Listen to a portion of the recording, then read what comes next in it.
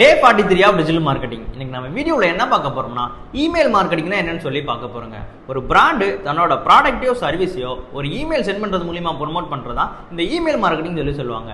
இதோட types of campaign என்னன்னு சொல்லி பார்த்தோம்னா ப்ரொமோஷனல் இமெயில், அதாவது நம்மளோட ப்ராடக்ட்டையோ சர்வீஸையோ ஒரு ப்ரொமோஷனல் பண்ற மாதிரி இமெயில் சென்ட் பண்ணாங்க. அப்புறம் வெல்கம் இமெயில்ஸ் சொல்லுவாங்க. அப்படின்னா என்னன்னா ஒரு நியூ யூசருக்கு நம்ம ஒரு வெல்கம் இமெயில் சென்ட் பண்ணலாங்க. இதுக்கப்புறம் நம்ம நியூஸ் லெட்டர் இமெயில் சொல்லுவாங்க. அதாவது நம்ம ப்ராடக்ட்டை பத்தின ஏதாவது அப்டேட்ஸ் இருந்துச்சுன்னா அவங்களுக்கு ஆட்டோமேட்டிக்கா போய் சென்ட் ஆகிற மாதிரி நம்ம கேம்பெயின் சென்ட் பண்ணிக்கலாங்க. அப்புறம் டிரான்சாக்ஷனல் இமெயில் சொல்லி சொல்லுவாங்க.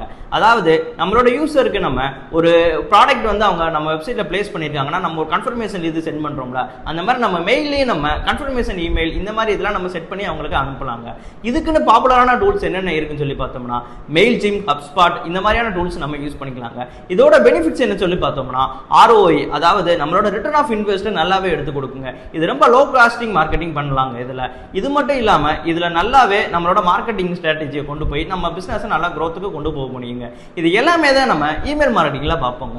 இந்த மாதிரியான யூஸ்ஃபுல்லான டிஜிட்டல் மார்க்கெட்டிங் ரிலேட்டட் வீடியோஸ் நீங்க ரெகுலரா பார்க்கணும்னா பின்மேல் ஸ்கூல் ஆட்டக்க ஃபாலோ பண்ணுங்க.